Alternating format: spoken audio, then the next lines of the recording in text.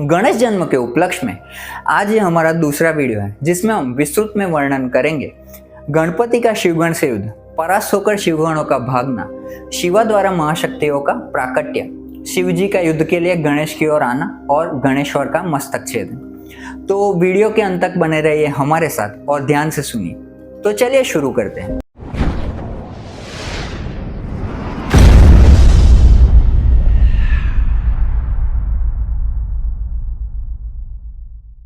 नमस्कार मेरे सभी सनातन के साथियों को, मेरा नाम सृजल है और मैं आप सभी का स्वागत करता हूं आपके अपने YouTube चैनल त्रियक्ष में। तो पिछली वीडियो में आपसे हमने कहा था कि देवी पार्वती जी अपने अत्यंत पवित्र देह की मैल उतारकर एक चेतन पुरुष की रचना कर देते हैं और उससे कहते हैं, पुत्र तुम्हें मेरी आज्ञा से भिन्न किसी की भी आज्ञा नहीं माननी है। तुम मेरे द्वारपाल रूप में रहो और कोई भी कहीं से भी आया हो उसे मेरे अंतःपुर में तब तक न आने दो जब तक मेरा आदेश प्राप्त न कर लो। इस विषय में तुम्हें सदैव सतर्क रहना होगा। यह कहकर पार्वती जी ने अपने पुत्र के मस्तक पर हाथ फेरा और उसके हाथ में एक दिव्य छड़ी दे दी। इस समय उसे देखकर आनंद में अत्यंत निमग्न हो गए। फिर उसको दुलार कर द्वार पर नियुक्त कर दिया। बालक गणेश छड़ी लिए हुए द्वार पर डट गए। इधर पार्वती जी अपनी सखिया सहित स्नानागार में जाकर स्नान करने लगी। इसी समय द्वार पर उनका निजी द्वारपाल नियुक्त था, इसलिए किसी के आने की उन्हें चिंता नहीं थी। तभी भगवान भूत भावन द्वार पर पधारे और शीघ्रता से भीतर प्रविष्ट होने लगे। उन्हें यह भी ध्यान नहीं था कि द्वार पर कोई शिवगण नहीं, पार्वती पुत्र खड़ा है। वे उनसे परिचित भी नहीं थे, इसीलिए उन्होंने समझा अपने गणों में से कोई खड़ा होगा। शिवजी को गृह में प्रविष्ट होने की चेष्टा करते देखकर गणपति ने रोकते हुए पूछा, देव यह माता पार्वती जी का निजी भवन है, इसमें प्रवेश के लिए उनकी आज्ञा लेना अनिवार्य है। आप बिना आज्ञा कहाँ जा रहे हैं? तब चंद्रमौली का ध्यान उसकी ओर गया और वे बोले, मूर्ख तो कौन है, किसे रोकने की चेष्टा करता है, हट आगे से, मुझे भीतर जाने दे। गणेश ने कहा, माता जी स्नान कर रही है, जब वे वस्त्रादि धारण कर ले तभी उनसे आपके भीतर जाने संबंधी आज्ञा ली जा सकेगी।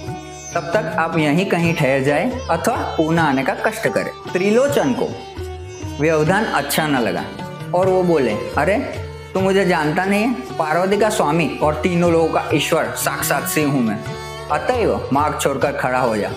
गणपति ने मार्ग पूर्ण रूप से रोक लिया और बोले, देव आप कोई भी क्यों ना हो, जब तक माता जी की आज्ञा न होगी तब तक आपको भीतर नहीं जाने दूंगा। यह कहकर बालक ने हाथ में छड़ी आड़ी कर दी। शिवजी को उसकी दृढ़ता देखकर आश्चर्य हुआ। बोले, तू तो अत्यंत बुद्धिहीन प्रतीत होता है। तू कौन है रे जो मुझे मेरे ही घर में जाने से रोक रहा है? अब तू तुरंत ही मार्ग छोड़कर दूर हो जा। यह कहते हुए शिवजी ने पुनः भीतर जाने का उपक्रम किया, किंतु मातृभक्त गणेश ने उन्हें पुनः छड़ी से रोक दिया। यह देखकर शिवजी को बड़ा ही क्रोध आया, किंतु अपने क्रोध को दबाकर वे वहां से एक और हटकर सोचने लगे, यह है कौन जो मुझे मेरे ही घर में जाने से रोक रहा है, मेरा ही मार्ग रोके हुए खड़ा हुआ है। इस जानकारी के लिए गणों को इसके पास भेजना चाहिए। उन्होंने गणों को आज्ञा दी, तुम लोग उस बालक से पूछो कि वह कौन है, कब कहां से आ गया और किसके आदेश से द्वार रक्षक के रूप में खड़ा है। शिव गणों ने पार्वती पुत्र के पास जाकर वही प्रश्न दोहरा दिए। साथ ही बोले, देखने में तो तुम बहुत ही सुंदर और कोमल शरीर के बालक हो, बड़ों की आज्ञा मानने में ही बालक का कल्याण निहित है, अतः यहाँ से तुरंत चले जाओ। पार्वती नंदन ने भी वही प्रश्न की, तुम लोग कौन हो, कहाँ से आए हो और मुझे अकारण ही छेड़ने का प्रयोजन क्या है? अधिकारी पुरुषों की आज्ञा मानने में ही सेवकों का कल्याण निहित है, इसीलिए तुम अविलंब यहाँ से चले जाने की कृपा करो। गणपति की बात सुनकर शिवगणों को हंसी आ गई और बोले, तुम बड़े विचित्र जीव हो, हमने जो कहा वही तुमने कह दिया। फिर कुछ कठोर होकर बोले, तुम्हारा भला इसी में है कि यहाँ से अन्यत्र चले जाओ। पार्वतीपति भगवान शंकर की यही आज्ञा है। अभी तक तुम्हें अपने ही समान गण समझकर हमने कोई कठोर व्यवहार तुम्हारे साथ नहीं किया है। यदि नहीं मानोगे तो तुम्हें मारने के लिए विवश होना पड़ेगा। गणेश जी भी हंस पड़े, बोले, मैं माता पार्वती का पुत्र हूँ, उन्हीं ने मुझे इस स्थान पर नियुक्त किया है और आदेश दिया है कि मेरी आज्ञा के बिना कोई भी अंदर ना आने पाए। यदि तुम अपने स्वामी की आज्ञा से मुझे हटाना चाहते हो तो तो मैं अपनी माता की आज्ञा के कारण यहाँ से नहीं हट सकता। तुम और तुम्हारे स्वामी चाहे तो यहाँ खड़े रह सकते, किंतु भीतर प्रवेश नहीं कर सकते। शिवगण समझ गए कि यह महाशक्ति का अत्यंत शक्तिमान पुत्र है, इसीलिए यह अपने स्थान से विचलित नहीं होगा। अतएव शिवगण लौटकर अपने स्वामी की सेवा में उपस्थित हुए और प्रणाम कर बोले, भूतनाथ, यह बालक तो माता पार्वती जी का पुत्र है और उन्हीं की आज्ञा से द्वार रोककर खड़ा है। हमने अधिक कहा तो वो युद्ध के लिए प्रस्तुत सा प्रतीक हुआ। शिव जी कुपित हो बोले, अरे कहाँ एक छोटा बालक और कहाँ तुम अत्यंत शक्तिशाली गण, फिर भी तुम उसकी हट का निवारण न कर सके। यदि यह इतना दुराग्रही है तो उसे बल प्रयोग द्वारा वहां से हटा दो। यदि युद्ध भी करना पड़े तो कर सकते हो। गणों ने शिवजी को प्रणाम किया और पुनः भवन द्वार की ओर चले। इस बार उन सब ने अपने हाथों में विविध प्रकार के शस्त्र अस्त्र ले रखे थे। उन्हें अपनी ओर आते देखकर गणेश जी उनकी ओर तनकर खड़े हो गए। शिव गणों ने उन्हें पुनः चेतावनी दी, बालक तुम कोई भी हो, अब तुम्हें तुरंत हटना होगा, अन्यथा तुम अकारण ही मृत्यु मुख में जा पहुंचोगे, क्योंकि हमें भगवान शिव की आज्ञा का पालन करना है और वह अनिवार्य है। गणपति ने भी निर्भीकता से उत्तर दिया, शिवाज्ञा पालक गणों, तुम बहुत हो और मैं अकेला ही शिवा की आज्ञा का पालन में तत्पर हूँ। फिर भी माता पार्वती जी अपने पुत्र की ओर भूत भवन भगवान शंकर अपने गणों की शक्ति को स्वयं देख ले। अब शिव शिवा के पृथक पृथक पक्ष में क्रमशः निर्बल अकेले बालक का और बलवान शिवगणों का युद्ध आरंभ होने को है। हे शिवगणों, आपने तो पहले ही अनेक बार युद्ध किया होगा, इसलिए युद्ध में दक्ष होंगे, किंतु मैं तो अभी युद्ध कला से अनभिज्ञ हूँ। इस पर मैं शिव शिवा के इस विवाद में तुम्हें पराजय का सामना करना पड़ेगा, परंतु ध्यान रहे कि यह हार जीत तुम्हारी हमारी नहीं, वरन जगदम्बा जगदीश्वर की होगी। बालक की बात सुनकर शिवगणों को क्रोध आ गया और तब नंदी, भृंगी, श्रृंगी आदि शिवगणों ने उन पर प्रहार आरंभ कर दिया। गणेश जी भी क्रुद्ध होकर छड़ी से ही कठोर प्रहार करने लगे।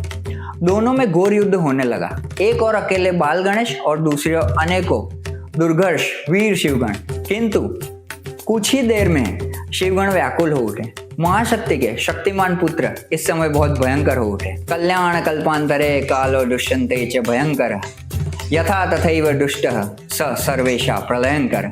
जिस प्रकार प्रलय के अंत में काल अत्यंत भयंकर दिखाई देता है, उसी प्रकार पार्वती नंदन भी उस समय समस्त शिवगण को प्रलयंकारी दिखाई देते थे। इस प्रकार का रूप देखकर और युद्ध में पूर्ण रूप से परास्त होकर शिवगण प्राण बचाकर भागे। इधर पार्वती वल्लभ अपने स्थान पर बैठे हुए ही यह सब देख रहे थे। तभी देवर्षि नारद से शिवापुत्र और शिवगणों के युद्ध का समाचार पाकर ब्रह्मा, विष्णु आदि देवता वहां जाकर शिवजी की स्तुति करते हुए बोले, बुद्ध भगवान भूतनाथ, इस समय यह कौन सी लीला चल रही है? यदि हमारे करने योग्य कोई कार्य हो तो आज्ञा कीजिए। शिवजी बोले, क्या कहूँ, मेरे भवन के द्वार पर छड़ी हाथ में लिए हुए एक बालक मार्ग रोके हुए स्थित है। वह मुझे घर में ही नहीं घुसने दे रहा। इसके प्रहारों से पीड़ित हुए मेरे सभी पार्षद और गण वहां से भाग खड़े हुए। इनमें से अनेक के अंग भंग हो गए, अनेक वहीं गिरकर ढेर हो गए तथा अनेकों के शरीर से रक्त प्रवाहित हो रहा है। अब आप लोग स्वयं सोचे कि इस स्थिति में क्या कर्तव्य हो सकता है। भगवान विष्णु को उधर जाते देखकर शिवगणों ने उन्हें प्रणाम किया। कमलासन, भगवती उमा के प्रबल प्रतापी पुत्र ने हमारी यह दुर्दशा कर डाली है। इसे वश में करना सरल कार्य नहीं है, किंतु विष्णु ने विप्रवेश बनाया और ब्रह्मा जी को साथ लेकर पार्वती नंदन के पास गए। उन्हें देखते ही गणपति ने अपनी छड़ी उठा ली तो भगवान विष्णु बोले, मैं तो शांत ब्राह्मण हूँ, मेरे पास कोई शस्त्र नहीं है, इसी से समझ लो कि मैं युद्ध करने के उद्देश्य से नहीं आया हूँ। तभी ब्रह्मा जी बोले, मैं तो साक्षात कमलोद्भव हूँ, मेरे साथ तो कृपा पुण्य व्यवहार ही होना चाहिए। गणेश बोले, बस यही कृपा है कि आपको यहाँ से चुपचाप चले जाने दे रहा हूँ। आप शांति प्रिय लोग इस समय बने हुए इस रण क्षेत्र से तुरंत चले जाइए। और ब्रह्मा विष्णु चुपचाप वहां से हट गए। तभी गणों ने भगवान शंकर के चरणों में प्रणाम कर निवेदन किया, प्रभु, वह बालक तो हमें प्रलयाग्नि के समान भस्म करने को तत्पर प्रतीत होता है, उससे युद्ध करना कोई सरल कार्य नहीं है। शिवजी के नेत्र लाल हो गए। उन्होंने इंद्रादि देवताओं और षडाननी प्रमुख गणों तथा भूत प्रेत पिशाच को बुलाकर क्रोधपूर्वक आज्ञा दी, जैसे भी हो उस बालक को वश में करो। मेरे ही घर के द्वार पर बैठकर वह बालक मुझ पर ही शासन करे, या कैसे सहन कर सकता हूं मैं। शिवजी का आदेश मिलते ही समस्त देवता, वीरवर कार्तिकेय, सभी शिवगण और भूत प्रेत पिशाच आदि ने विभिन्न प्रकार के तीक्ष्ण शस्त्र अस्त्र हाथों में लिए और पार्वती नंदन के पास जाकर उन्हें घेर लिया। उनके चारों ओर दुर्धर्ष दिव्यकर्मा देवगण और अन्यानन्न पराक्रमी वीर खड़े थे। गणपति उनके मध्य में अकेले थे, किंतु वे उस महाशक्ति के पुत्र थे जिसकी क्षमता अन्य कोई शक्ति कर ही नहीं सकती थी। वे चारों ओर एक साथ होने वाले प्रहार से विचलित नहीं हुए। उन्होंने शत्रुओं के सभी प्रहारों को देखते देखते निष्फल कर दिया। कोई भी आयुध उनका कुछ भी बिगाड़ने में सफल नहीं था। महावीर गणपति ने सभी देवताओं, शिवगणों, भूत प्रेत पिशाचों को अपने प्रहारों से पीछे हटा दिया और सभी को विफल कर दिया। समस्त शत्रु सेना भाग खड़ी हुई। उनकी वही दशा हुई जो पहले भेजे हुए शिवगणों की हुई थी। गणेश जी जिधर भी प्रहार कर बैठते उधर ही काई सी फट जाती थी, उधर ही रक्त की नदी सी बहने लगती थी, उधर ही कटे अंग के ढेर सारे रक्त की धार में बहते हुए अवयव दिखाई देने लगते हैं। देवराज इंद्र का वज्र व्यर्थ हो गया। तारकासुर का वध करने वाले कार्तिक के आयुध निष्फल हो चुके। अकेले बालक ने ऐसा भीषण संहार कर डाला। यह एक अनहोनी घटना थी। सभी देवगण आदि आश्चर्यचकित हो गए थे। महाशक्तिमयी शिवा ने सुना कि अकेले शिवानंदन पर असंख्य वीरों ने शस्त्र प्रहार किए और वह बालक अकेला ही अविचलित भाव से उन सबका सामना कर रहा है, तो वे अत्यंत क्रुद्ध हो उठी। उन्होंने सोचा, एक छोटे बालक पर ऐसा अत्याचार, उस निष्ठावान वीर पुत्र की मुझे अवश्य ही सहायता करनी चाहिए। ऐसा निश्चय कर उन्होंने तुरंत ही दो महाशक्तियों को प्रकट किया। उनमें से एक काजल के पर्वत जैसी विशालकाय भयंकर एवं खुले हुए मुख विवर वाली तथा दूसरी विद्युत के समान जाजल्य वाली थी। उनकी अनेक भुजाएं थी। शिवा ने उन्हें आज्ञा दी कि जाओ द्वार पर गणेश की सहायता करो। महाशक्तियां चल पड़ी। कुछ समय तक देवगण आदि पुनः संगठित होकर पुनः आ डटे थे। यह देखकर दोनों शक्तियां सक्रिय हो गई तथा प्रथम शक्ति देवगण आदि द्वारा छोड़े गए आयुधों को अपने मुख में लेती और फिर उन सब पर भीषण अस्त्रों की वर्षा करने लगती। दूसरी शक्ति विपक्षियों पर प्रहार करते हुए उन्हें भयंकर यातना देते हुए त्रस्त करती थी। इस प्रकार दोनों महाशक्तियां अपनी अमोघ प्रहारों और भयंकर कर्मों से अद्भुत लीला करने लगी, किंतु वे देवियां कभी प्रत्यक्ष और कभी अप्रत्यक्ष रही तथा पार्वती नंदन ने निरंतर अकेले रहकर ही विपक्ष की असंख्य सेना को रोन डाला। जैसे मंदराचल द्वारा समुद्र का मंथन किया गया, वैसे ही अकेले शिवापुत्र ने शिवजी की दुस्तर विशाल सेना का मंथन कर डाला। अकेले बालक के हाथ से इंद्रादि सभी देवगण एवं शिवगण शत विक्षत एवं अत्यंत व्याकुल हो गए और परस्पर विचार करने लगे। किम कर्तव्यम कव गंतव्यम न ज्ञानन्ते दिशो दश च। कहो क्या करना चाहिए, किधर जाए, दसों दिशाओं में से कोई भी तो नहीं दिखाई देती। और यह बालक भी इतना अद्भुत कर्मा है कि अपने परिक को दाएं बाएं दोनों ही ओर सरलता से घुमा रहा है। इस प्रकार किसी को भी कुछ दिखाई नहीं दे रहा था। सभी भागने के लिए दिशा खोज रहे थे और शिवापुत्र के समक्ष विपक्षी सेनाएं अब अधिक न टिक सकी। समस्त वीर अपने अपने प्राण लेकर जिधर मार्ग मिला उधर ही भाग निकले, किंतु उस स्थिति में भी स्वामी कार्तिकेय रण क्षेत्र से न हटे। वे धैर्यपूर्वक युद्ध में डटे रहे, किंतु उनके सभी आयुध कट कट कर गिरते जा रहे थे। अंत में अपने समस्त शस्त्र अस्त्रों को निष्फल देखकर उन्होंने भी वहां खड़े रहना निरर्थक समझा और युद्ध क्षेत्र से हट गए। सभी आहत एवं भयभीत देवगण आदि भगवान नीलकंठ की शरण में पहुंचे और उनके चरणों में दंडवत प्रणाम करते हुए बोले, त्रिलोचना सर्व विभूषण रक्षा कीजिए। अब तक अनेक युद्ध हमने देखे, किंतु ऐसा तो नहीं देखा ना ही सुना कि अकेला बालक ही असंख्य देवगणों, प्रथमों और शिवगणों को पराजित कर दे। उसके महान पराक्रम की तो था ही नहीं है। अब आप ही कोई उपाय कीजिए जिससे उस पर विजय प्राप्त की जा सके। भगवान शंकर ने देवताओं और अपने गणों की आर्त पुकार सुनी तो क्रोध में भर गए। उनके नेत्र लाल हो गए, भौहें चढ़ गई और भुजाएं कड़क हो उठी। वे तुरंत ही गणेश की ओर चल दिए। यह देखकर समस्त देवता और शिवगण भी उनके पीछे पीछे चल दिए। मतलब भगवान शंकर ही जब आ गए तो उनके पीछे चलने में क्या ही बुरा है, कौन ही मार लेगा, ऐसा उनको लगा। तो देवताओं ने शिव जी को युद्ध के लिए तत्पर देखा और उनके पावन चरणों में प्रणाम कर पुनः युद्ध में कूद पड़े। इस बार भगवान विष्णु श्री गणेश जी के सम्मुख जा पहुंचे। युद्ध आरंभ हुआ तो गणपति के दंड प्रहार से व्याकुल होकर युद्ध से हट गए। शिवजी ने देखा कि भगवान श्रीहरि को भी पराजय का मुख देखना पड़ा और देवराज इंद्र पहले ही साहस छोड़ चुके हैं। तो वे सोचने लगे इस बालक पर कैसे विजय प्राप्त की जाए। धर्म युद्ध द्वारा तो इसका वश में आना कठिन ही है, इसीलिए इसके साथ कोई चाल चलनी पड़ेगी। यदि यह मारा जा सकता है तो केवल छल से ही, अन्य कोई उपाय संभव नहीं। ऐसा निश्चय कर शिवजी अपनी विशाल सेना के मध्य जा खड़े हुए। उनके संकेत से भगवान विष्णु जी वहीं आ गए। संगीत का वातावरण बना जिसमें शिवगणों ने नृत्य आरंभ कर दिया। तभी विष्णु बोले, नीलकंठ, आप यह तो मानते हैं कि इस छल के किए बिना इसे मारना असंभव है, तो मैं इसे मोहित किए देता हूँ, बस तभी आप इसका वध कर दे। शिवजी ने विष्णु का सुझाव स्वीकार कर लिया। त्रिलोकीनाथ श्री हरि के विचार को पार्वती जी की दोनों महाशक्तियों ने जान लिया और वे गणेश जी को अपना पराक्रम प्रदान कर वहीं से अंतर्ध्यान हो गए। इधर भगवान विष्णु शिव जी का स्मरण करते हुए गणेश जी को मोहित करने लगे। तो तभी शिवजी ने अपने हाथ में त्रिशूल उठाया और प्रहार करने को हुए। तभी गणेश जी ने अपनी महिमामयी माता पार्वती जी को स्मरण कर शक्ति प्रहार किया। वह शक्ति प्रबल वेग से जाकर लगी, जिससे उनके हाथ से त्रिशूल छूटकर दूर धरती पर जा पड़ा। अपने त्रिशूल की यह दुर्दशा देखकर दशभुज शिवजी अत्यंत क्रोध में भर गए। उन्होंने अपना धनुष संभालने का प्रयत्न किया। जब तक सरसंधान का प्रयास किया तब तक तो गणेश जी ने अपने परिघ का तीव्र प्रहार किया।